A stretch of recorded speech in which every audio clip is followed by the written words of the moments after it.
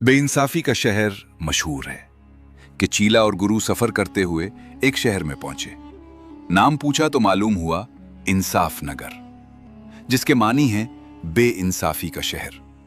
अशिया के निर्ख मालूम किए तो पता चला कि अनाज, घी और दूध सब 16 सैर के हिसाब से मिलते हैं। चीला बहुत खुश हुआ, मगर गुरु ने कहा कि यहां कयाम मुनासिब नहीं, इस शहर में छोटे बड़े का कोई फर्क नहीं।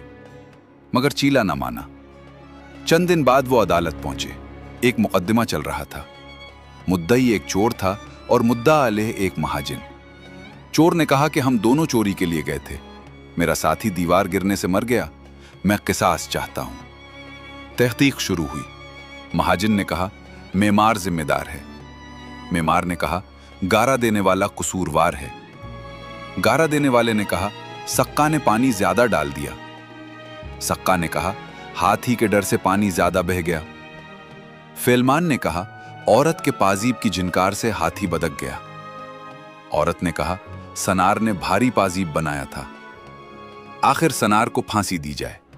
जब सनार को फांसी दी गई तो फंदा उसके गले से बड़ा निकला। राजा ने कहा किसी मोटे आदमी को लाओ।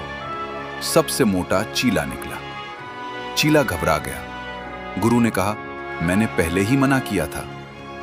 गुरु ने तदबीर की और कहा कि इस वक्त जो फांसी पाएगा वो सीधा जन्नत जाएगा। ये सुनकर राजा बोला कि फिर हमें ही फांसी दो। चुनाचे राजा को फांसी दे दी गई और यूं शहर खस कम जहां पाक हो गया।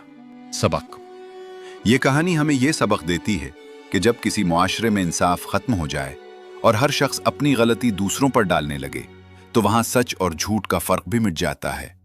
ऐसा मुआशरा बज़ाहिर कितना ही खुशहाल क्यों ना नजर आए, मगर हकीकत में वो तबाही के किनारे पर खड़ा होता है।